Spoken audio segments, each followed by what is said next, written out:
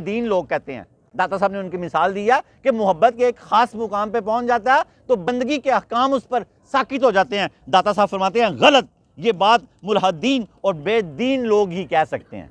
ये बात बेदीन लोग ही कह सकते हैं, दीनदार लोग ऐसे कभी नहीं कह सकते, क्योंकि मोहब्बत जैसे जैसे बढ़ती है रकातें वैसे वैसे बढ़ती जाती हैं।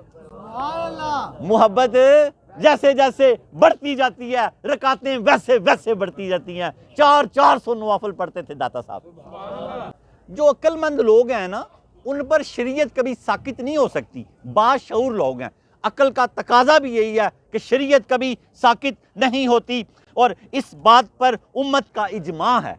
दाता साहब फरमाते हैं पूरी उम्मत का इस बात पर इजमा इत्तफाक है कि बंदगी कभी किसी बंदे पर साकित नहीं हो सकती, चाहे जिस मर्जी मुकाम पे चला जाए, बल्कि जूं जूं अल्लाह का कुर्ब हासिल करता जाएगा बंदगी बढ़ती जाएगी, बंदगी बढ़ती जाएगी, बंदगी ख़त्म नहीं हो जाएगी।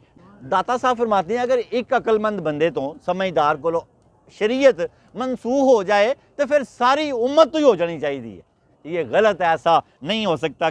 मजनू और पागल के लिए बात दाता साहब फरमाते हैं और है। मजनू हो, पागल हो, अब शरीयत साकत हो गई है।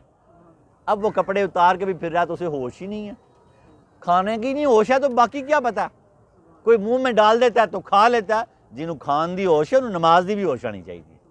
जब तक बंदा वेंटिलेटर पे ना चला जाए, खुराक की नाली ना लग जाए, इशारे से भी उसको नमाज पढ़नी पड़ेगी।